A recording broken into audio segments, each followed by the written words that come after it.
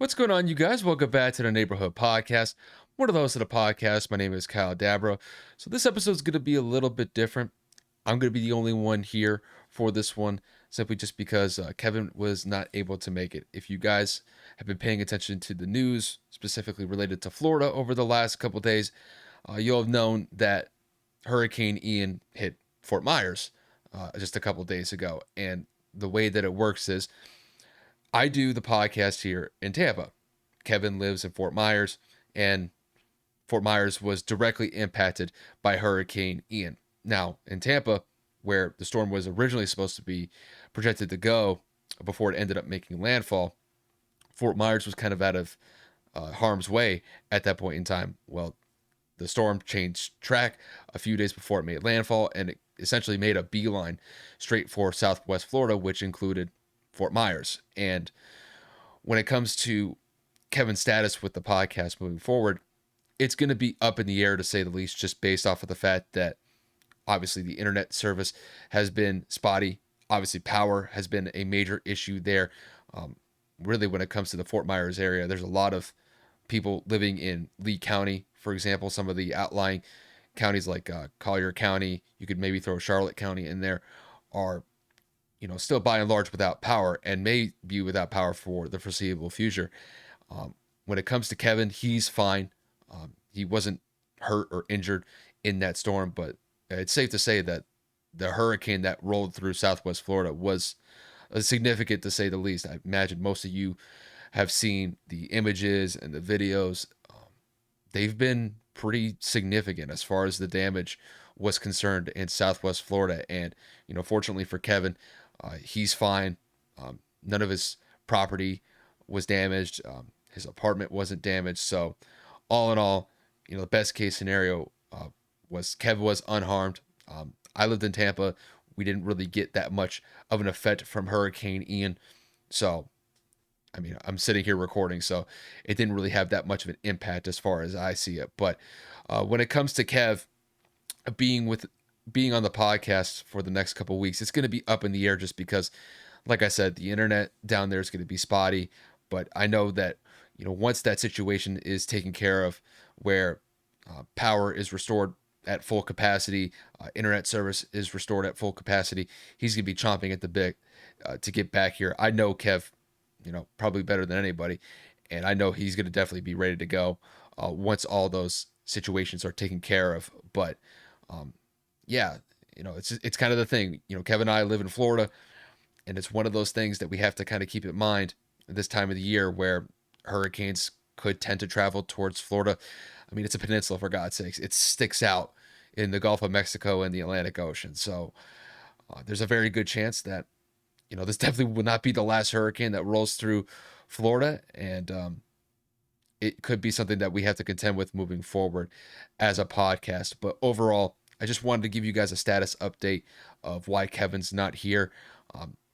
Definitely, he'll be ready to go when those issues are restored. So it'll be a little bit different from this point forward. But let's not waste any more time. We had some great Week 4 matchups in the NFL. We're going to go through about 4 or 5 games here, so I'm not going to waste any more time with the agenda. The first one we're going to go over is the Chiefs and the Bucs. That was the Sunday night matchup that we saw, and the Chiefs essentially dominated the Buccaneers, winning by the score of 41-31. I know the score indicated that it was a little bit closer, but the Kansas City Chiefs held a pretty solid 3-possession lead throughout most of the game. Even though the score indicates a 2-possession game, Kansas City looked quite impressive on the road, pretty much giving it to that Tampa defense, which has looked solid. Definitely had a letdown game, but that's really by and large what Patrick Mahomes and that Chiefs offense was able to do. After that, we'll kick it over to the AFC for a little bit. We'll focus on the Bills and the Ravens. The Bills won against the Ravens by the score of 23-20. The Bills bounced back from that tough loss that they had in Miami in Week 3. And once again, when it comes to the Ravens, they have another blown lead. They blew a 35-14 lead in the fourth quarter against the Dolphins a few weeks back. And in this game against the Bills, they were up 20-3 late in the first half, but were held scoreless in the second half, and the Bills were able to take advantage of it and end up winning on essentially a game-winning field goal. After that, we'll focus on the Eagles and the Jags. The Eagles remain undefeated at a 4-0 record, beating the Jags by the score of 29-21. Jags got off to a really good start. The Eagles bounced back late in the first half and then continued that momentum going into the second half and essentially locked down that Jags offense for large stretches of that game. But like I said, the Eagles remain undefeated. They're one of the best teams in the NFL at this point. And once we get to that segment, it'll be interesting to see how far the Eagles can go as far as their undefeated streak goes. And then to essentially round out the main topics that we have for the episode, we're going to focus on the Cowboys. The Cowboys beat the Commanders by the score of 25-20. Even though the Dak Prescott has been out of the starting quarterback spot for the last few weeks, recovering from that thumb injury, Cooper Rush has filled in quite nicely. And even though that he has put up some decent numbers throughout his time as a starting quarterback for the Cowboys, really their defense has stepped up, and that'll be something of note when we get to that point in the episode. And then maybe just before we end up wrapping up the episode, I may throw out like an honorable mention, just a game that just caught my eye that we're not in our featured topics here. But once we get to that point, I'll just kind of pick one off the top of my head just based off of what we saw with the week 4 slate of games this past weekend. We're not going to really do any sort of preview for the Monday night game between the Rams and the 49ers. We covered that last week on our Friday episode that we released. So if you want to check out our preview to this upcoming Monday night game, you can go check out the episode that dropped on Friday last week. And then we'll also have a segment that will come out on Monday on YouTube where you guys can see our preview for that game in particular. But let's not waste any more time. Let's dive into this Chiefs and Bucs game. So like I said at the top, the Chiefs came out on top over Tampa by the score of 41-31. The Chiefs offense was just humming on all cylinders in this game. Patrick Mahomes looked like he was in midseason form. He was absolutely dicing up that Tampa secondary and really Tampa's defense to a whole. And it was quite surprising because when Kevin and I were going over this game last week, we were of the mindset that both Tampa and Kansas City would be able to put up points against each respective defense, but we still favored KC in this one simply just because of the inconsistencies that Tampa's offense has. And even though that the Bucs did score 31 points on the offensive side of the board, you could still tell that there are some lingering issues with that Bucs offense that are going to have to be remedied going throughout the rest of the regular season. But when it comes to the Chiefs, I think a lot of the doom and gloom predictors when it came to the Chiefs' upcoming season, I think they are largely overblown at this point in time. Granted, we're only 4 weeks in. It's the first month of the season, so there's still a lot of time left to go when it comes to the Chiefs and how their season's going to play out. But even though that they lost some key pieces like Tyreek Hill, Marquez Valdes-Scantling, I don't think they've really missed a beat here. When you look through their first 4 games, granted they did drop one to the Colts last week, which was quite a surprise. They were held to 17 points on the road against Indy. They bounced back in a major way, putting up 41 points and really look like one of the best offenses in the league, despite the turnover that they've had with their weapons. And it really is just kind of a point of emphasis that I have to keep focusing on here. As long as you got Patrick Mahomes, the magic can continue. Granted, it may come out a different way compared to what the Chiefs had with Tyreek Hill and Marcus Valdes-Scantling, but the fact that Andy Reid, Eric Bieniemy, and Patrick Mahomes have been able to essentially get this offense to consistently putting up at least 25 to 30 points a game in the first month of the year, it is quite astounding, just because there were a lot of people that were potentially saying that the Chiefs were going to take a major step back just based off of the fact of losing some key targets in Patrick Mahomes' arsenal. But I don't really see any issues going here. When I look at Patrick, he's been extremely effective. Typically, when we look at Patrick does a really good job in the month of September, and really this past September was no exception. Even though this game took place in October, he was still able to keep the consistency going from September going into this game and pretty much torched one of the best defenses that we've seen so far this year. Tampa's defense had been stout the first 3 weeks, and they came back down to earth in a major way, and that was simply just because of what Patrick was able to do. And not only that, I thought the Chiefs had a great ground attack throughout the entire course of the game, and Tampa is really known for a pretty stout run defense. But I have to say, Clyde Edwards-Helaire and the rest of that Chiefs running back core, they were solid from beginning to end. They were getting multiple carries where it looked like Tampa was going to get a stop, maybe 1 to 2 yards past the line of scrimmage. But you got to give credit to the Chiefs running backs to be able to find some space to get an extra, 3, 4, 5 yards. And it really helps that Chiefs offense because instead of a 2nd and 8 or 2nd and 7 or a 2nd and 9, you're dealing with a 2nd and 2 or a 2nd and 3. You have a lot more flexibility in that offense to be able to stretch the field, to be able to extend drives. And essentially, that's what we saw for the Chiefs on the road against Tampa. So by and large, when it comes to the Chiefs, I think the Chiefs are fine. They're sitting at the top of the AFC West. And despite the fact that some teams in the AFC West have really taken a tremendous stride to bolster their position in that division, the Chiefs find themselves at the top of the pecking order in the AFC West going into October. And I think for me personally, I don't really see any sort of issue with them moving forward. Really, the only thing that I can point to is if their offense isn't necessarily humming at all cylinders, that defense can be a little bit shaky. We have seen at times where their defense can step up when the offense is, I would say, inconsistent at best. But I would say that the only way that the Chiefs are going to be able to sustain the success moving forward is that offense is going to have to score 25 to 30 points just because that defense is still leaky at times and may not necessarily be the most reliable when that offense isn't running at all cylinders. Now let's get to Tampa. When it comes to Tampa, there's something of note that I have to bring up here. Tom Brady, I think, is playing fine so far. And granted, the defense had a letdown game against the Chiefs. That happens. I mean, when you're going up against Patrick Mahomes, I'm not saying that it's expected. Obviously, you try to do everything to avert that.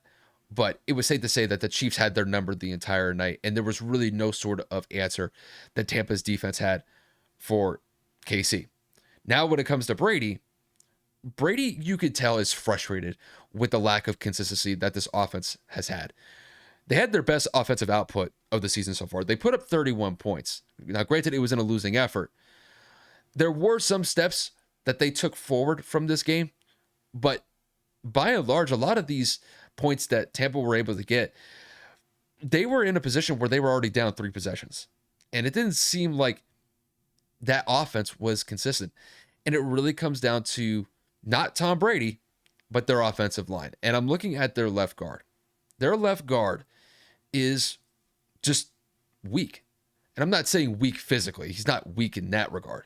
But when it comes to his competence at playing that left guard position, it's just not there. He's getting bull rushed left and right. And Chris Jones largely had his way against him.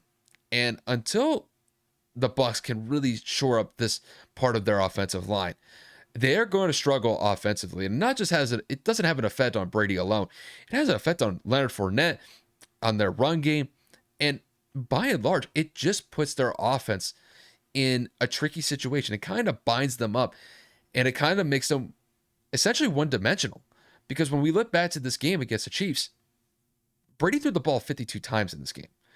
And there was a stretch where Brady threw the ball 25 times in a row because they couldn't rely on the offensive line to be able to open up run lanes for Leonard Fournette and the rest of Tampa's running back core. It also didn't help that Tampa largely dug themselves in a hole early in the first quarter, and it was basically catch up at that point for them. But their offensive line is a major issue moving forward. It was nice to see that Chris Godwin and Julio Jones came back from injuries in this game, but you could tell that Tom is not happy with the production that the offense is putting out on the field. Granted, it could be worse. They're at a 2-2 record. They could be sitting at a situation where they're under 500 or they're winless, but that's not necessarily the case here. But they definitely need to fix some things going forward, just because when I look at Tom, I think Tom has been largely fine. He's protecting the ball well. He's completing at least 60 to 65% of his passes a game. He's putting up touchdowns left and right. It's just a lot of drives end up getting stalled, and they have to be able to punt. They got to put the defense in a tricky situation just because of the inconsistency at times on the offensive side of the ball. And until this offensive line issue is resolved, I think Tom's going to be I'm not going to say disinterested with the lack of scoring that the Bucs are putting on the board. It's just that offensive line is going to be a huge, major emphasis here for him going forward. And until that gets resolved, I think Tampa is going to have kind of a bumpy road for the next couple of weeks. It could help if they get Ryan Jensen back, but there's no guarantee that his presence alone is going to fix the issues on the offensive line.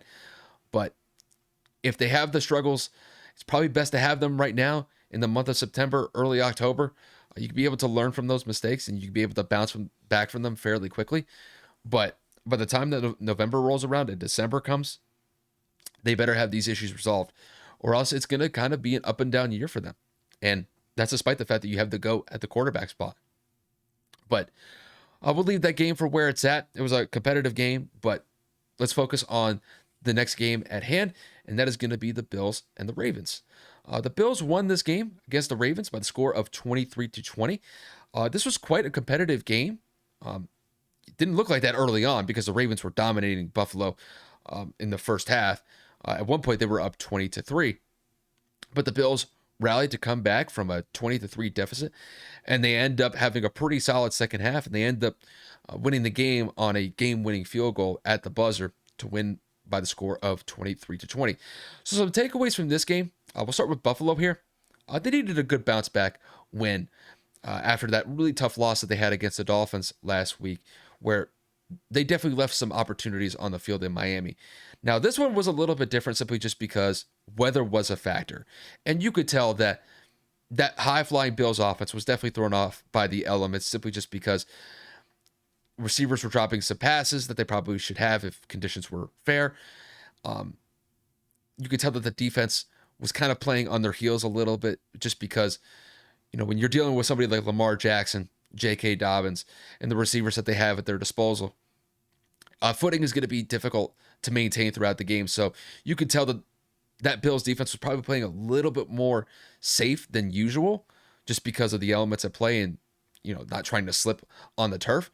But after they gave up that pretty bad first half performance, allowing the Ravens to go up 20-3, that Bills defense shut down Lamar Jackson and that offense, shut them out the entire second half. And it gave that Bills offense opportunities to move down the field, put points on the board, and get them back into the game. And when you have somebody like Josh Allen at the quarterback spot, there's very few guys I'd rather have in that position than him. And so far, he's been able to prove why he's one of the best players that the Bills have. And it's not just in the passing game, but it's in the running game. And there were multiple times throughout this game where Josh Allen was able to extend drives simply just off of running out of the pocket and being able to pick up crucial first downs or just crucial yards to keep a drive alive. And, granted, this wasn't Josh Allen's best passing performance, and why would it? Because of the rain that was falling in Baltimore. But this was one of those wins. It was a gritty, tough, earned win.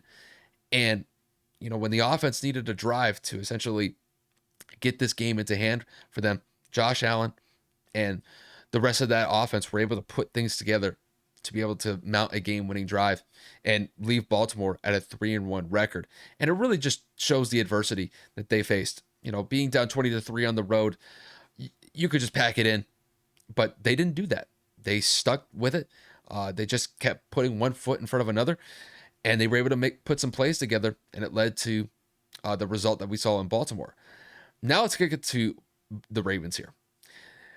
The Ravens are in a tricky situation when it comes to how their team plays in the second half. This is the second time where they've given up a 3-possession lead. Granted, this one was a little bit different than giving up a 35-14 lead against the Dolphins a couple weeks ago. But when you're up 20-3, you got to be able to find ways to keep points going on the board. And this is the second time where this Ravens offense has largely struggled in a part of the second half. In this game particularly, it was the entire second half. You could credit the Bills defense for being able to hold Lamar Jackson to a relatively pedestrian performance in the second half. But if the Ravens aren't able to keep offensive consistency going in the second half, kind of similar to what I brought up with Tampa and the issues that they've had on their offense, you could kind of apply them here just because a lot of pressure is put on Lamar's back just because when it comes to the wideouts that they have at their disposal, I wouldn't say they're necessarily cream of the crop here. And that may actually play a factor into why a lot of these drives on the Ravens offense are just stalling out in the second half, just because the defenses that they're going up against are making great second half adjustments. We saw that against the Dolphins just a couple weeks back when the Dolphins defense was able to string multiple stops in a row against that Ravens offense. And the same thing happened in this game against the Bills. The Bills were able to string along multiple or several drives in the second half that kept the Ravens off the board. Now, there's one point that I have to bring up with this Ravens offense, and this has nothing to do with the personnel on the field. This has to do with coaching. It's 20-20.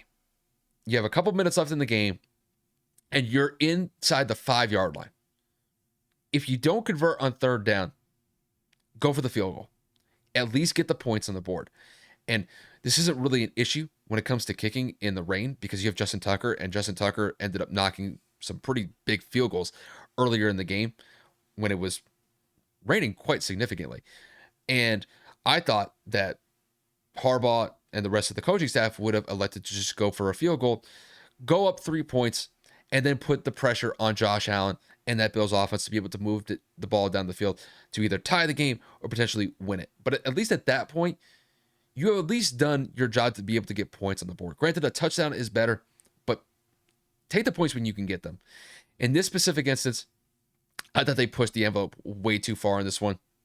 I understand that they were on the 2 or 3 yard line, but get the field goal there, get the points, and give your defense a chance to be able to make a stand and potentially win you the game.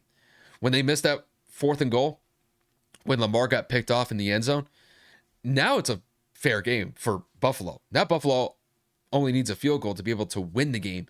When had Baltimore gone for a field goal, if Buffalo gets a field goal, it's a tie game, and then the game goes into overtime. Now, granted, you could say that Baltimore could give up a touchdown if Buffalo just marches down the field, but you at least gave yourself a chance to win the game, and it would largely be on the heels of your defense stepping up and making a play. So I just thought that was a poor decision by John Harbaugh and the crew here. But, by and large, the Ravens need to kind of get these things squared away with, because this is 2 games in particular where they have missed some opportunities, especially in the second half, and they've let some games slip.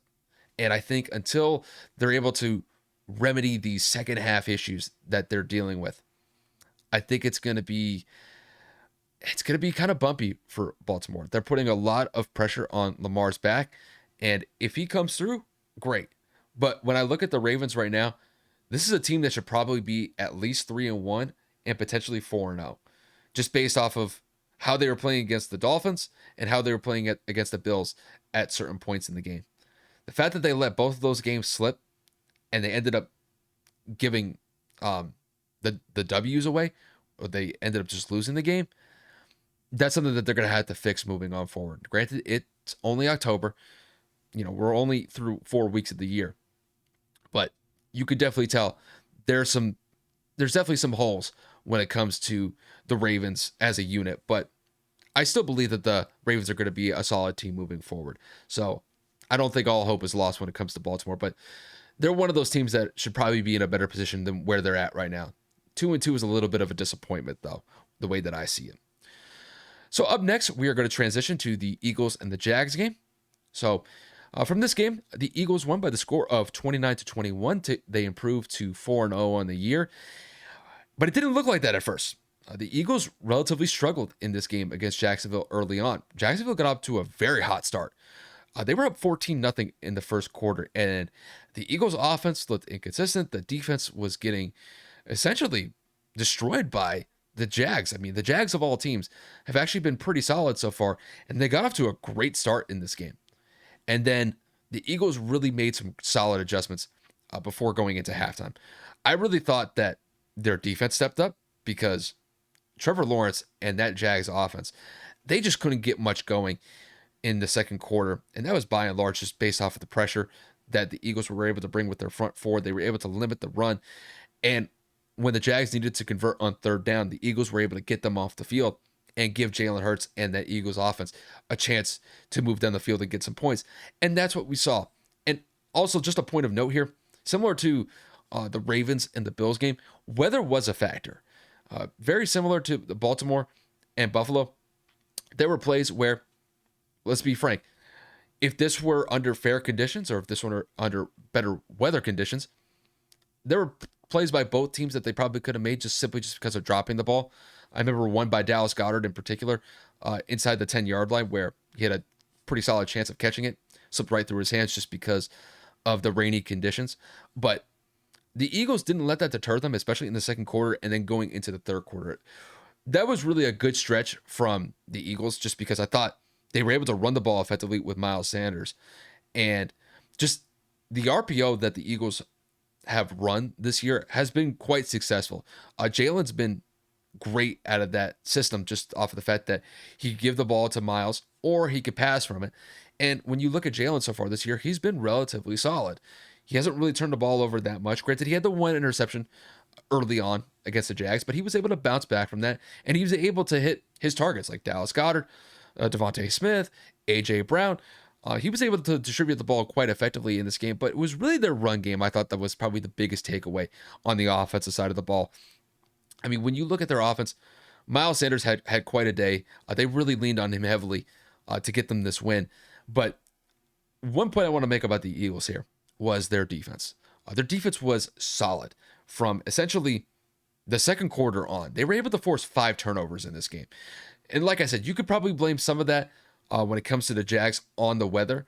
But like I said, the Eagles front four was getting after Trevor consistently throughout this game. They were able to force interceptions. They were also able to force strip sacks. And the Eagles were able to pounce on them. And not only that, I think they were able to recover a fumble when Trevor was trying to do a QB sneak and ended up losing the ball in the process. And the Eagles pounced on it and were able to get the ball back to Jalen. Overall, the Eagles are a very well-rounded team. I don't know if they're the most well-rounded team. I would probably say that probably goes to the Bills, just because I think their defense is better and their offense, I think, is just a tad bit better than what the Eagles are, just based off of a personnel perspective. But so far, the Eagles have been very consistent here. Their offense is putting up at least 20 to 25 points a game. Their defense has been stout. Now, granted, I wouldn't say that they're playing against the best competition, but you play against the competition that you have to go up against. And by and large, they're winning these games quite convincingly. The only thing that I would point to the Eagles, just something to note moving forward with them, is just whether or not that offense can become a little bit more explosive. There have been times where the Eagles can move the ball 30 to 40 yards downfield, and then their drives stall out. And that's something that we saw a little bit in the Jags game. We saw it a little bit in the Vikings game on Monday night a couple of weeks ago. But by and large, the Eagles have been a very solid team so far. I wouldn't be surprised if they top our list for our Week 4 power rankings when we release those in just a couple of days. But overall, I think the Eagles are in a very good spot here. And I mean, when you're sitting at 4-0, you're the only undefeated team left. That's got to count for something for the first month of the year. So the Eagles definitely are a solid team. They could even potentially be the best team. And, you know, if they're able to keep the production on both sides of the ball moving forward, this is definitely going to be a viable team in the NFC. That's just how I see it. Now, we'll keep things in the NFC East. We're going to focus on the Cowboys and the Commanders game. The Cowboys improved to 3-1 on the year after beating the Commanders by the score of 25-10. And when I look back at this game specifically, I got to focus on Cooper Rush to start out here. Cooper Rush is playing solid football for the quarterback position with the Cowboys. Is he, lighting up the scoreboard, putting up 30, 40 points a game? No. But he's relatively consistent as far as accuracy is concerned, and he's not putting the ball in harm's way consistently throughout the game. And really, when it comes to just that quarterback spot with them, I think Dallas will take that any day of the week. Just because until Dak comes back, this offense is not necessarily going to be high flying. I don't even know if there's really any indication going into this year that this Cowboys offense was going to be like a top 5 offense. But I think the Cowboys are playing this smart here. They're putting the ball in Cooper's hands at times, but they're also relying on Tony Pollard and Ezekiel Elliott to get them production. And I think by and large, that's a working formula, or that's at least a winning formula for the Cowboys until Dak gets back. And not only that, if they're able to put up, I don't know, 20 to 25 points a game, and if their defense has been playing the way that they've been playing, I think the Cowboys can be a solid team here in the NFC East. And just to kind of focus on their defense here a little bit, I thought that they were fantastic. And this is really the reason why I think that the Cowboys are winning games here. You know, obviously you could say that Cooper Rush is not giving up these games by turning the ball over 3 or 4 times a game, but their defense has been stout. And this was another example of that Cowboys defense rising to the occasion and giving themselves a chance to win. Only giving up 10 points to the Commanders is quite a feat. And not only that, they were able to bring consistent pass rushes. Excuse me, they were able to bring consistent pass rushes against Carson Wentz. They were able to force turnovers. I thought that Trayvon Diggs actually had a pretty solid day when I look back at his performance. He was able to get an interception on a deep pass that Carson was throwing. He was also able to get some pretty key pass breakups when the Commanders were trying to at least put points on the board or trying to extend drives. I thought Trayvon Diggs definitely had a solid day. I know Kevin typically criticizes Trayvon for allowing the amount of yards he gave up last year despite all the interceptions that he was able to get. But when I look back at this game from Trayvon, I thought he was solid. And, you know, when I look at the Cowboys defense, if they're able to maintain this type of consistency throughout the first month of the year, going into October and November, this could be one of those teams that could be a dark horse later in the year. Granted, they still have to play their cards right just because they're actually playing in quite a competitive NFC East at this point in time, because the Eagles are sitting at a 4-0 record. The Cowboys themselves are sitting at a 3-1 record, and the Giants are right there at a 3-1 record as well. The Commanders are basically at the cellar of the NFC East, but the Cowboys are in that mix. And who would have thought, 4 weeks into the season, that the NFC East would have some of the best teams just based off a record alone in the NFL. You got 3 teams that are 3-1 or better.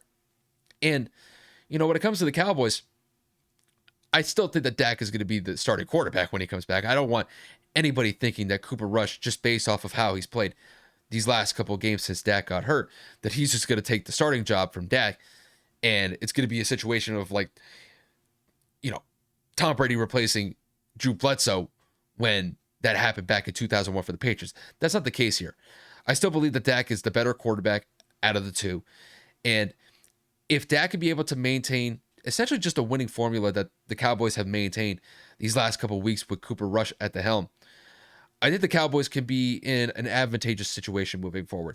Like I said, we're still only 4 weeks into the year. There's a lot of time left, and the Cowboys can find a way to muck things up. And trust me, history is on their side in that regard to screwing things up.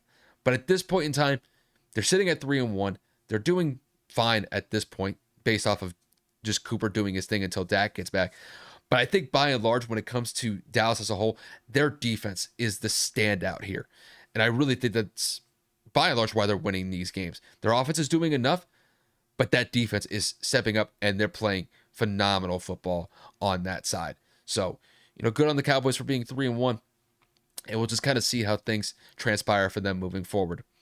So we're only one segment from closing this out. Let's focus on our honorable mention here. And that is probably going to be the Seahawks and the Lions game. This was an incredibly offensive performance. And I just have to kind of say this. I wasn't necessarily expecting this type of output from either the Lions or the Seahawks. Maybe I could have looked back at this a little bit differently and seen, okay, both defenses have been giving up large points in bunches here, but I wasn't necessarily confident in either Geno Smith or Jared Goff to be able to put performances up like this. I have to say both quarterbacks played phenomenal in this game, but look at Geno, man. Geno Smith replaces Russell Wilson, and a lot of people thought, me included, thought that the Seahawks would have been at the bottom of the barrel in the NFC West, just because the NFC West is still a competitive division from top to bottom. But they're sitting at a 2-2 record 4 weeks into the year, and they have the same record as Russell Wilson and the Broncos. So that kind of has to count for something moving forward. Granted, I don't know if it's going to continue with the Seahawks. And I don't have a lot of faith in the Seahawks moving forward just based off of the fact that they gave up 45 points here. Granted, it wasn't a winning effort, but allowing 45 points is not something that you want from your defense. There's a little bit of a discouraging element when it comes to the Seahawks here. But overall, if you're just a fan of football, you look back at this game, and it was touchdowns galore in this game. This is the highest scoring game that we've seen from both teams in a respective game. When both teams are putting up over 40 points a game, if I have my math right here, there were 93 points scored in this game. So if you want an offensive shootout, this was the game for you. But I have to say, just based off of what the Seahawks have done in the first 4 weeks of the year, they've kind of surprised me just based off of the fact that Geno Smith has not looked awful. They were able to win week 1, that matchup against the Broncos, when Russell Wilson came back to Seattle for the first time since leaving this past offseason. And then you follow it up with the performance. Granted, it was a couple of weeks later in week 4 with one of the best performances that I've seen from Geno Smith in quite some time. So, we'll see what happens with the Seahawks. Like I said, I don't have a lot of faith with them just because their defense is really leaky. And when it comes to their offense, they're inconsistent to say the least. But in this one specifically, you put 48 points on the board, good on you. And I got to say, this is definitely probably my honorable mention of the week.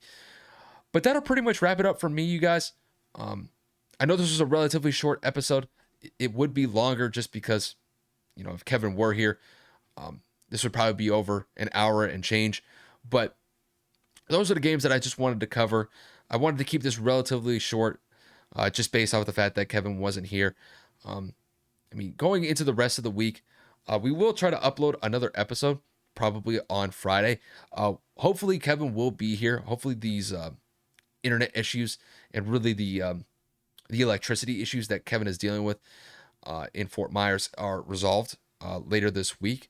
But if not, you guys will hear from me again. We'll probably just do a pretty simple week 5 preview. I don't have any of the games in front of me right now, but if I had to guess, most of that episode is just going to revolve around what we're going to see in week 5 with the NFL. But, until then, appreciate you guys tuning in and supporting the podcast in any way, shape, or form, whether it's listening to us on the audio platforms like Spotify, Apple Podcasts, or watching our YouTube content. We definitely appreciate you guys giving our podcast a look, and we hope that we get your support for the foreseeable future and the long-term future. But I'm going to wrap this up here, you guys. Once again, thank you guys for tuning in. Hopefully Kevin is back later this week, and we'll see you guys later.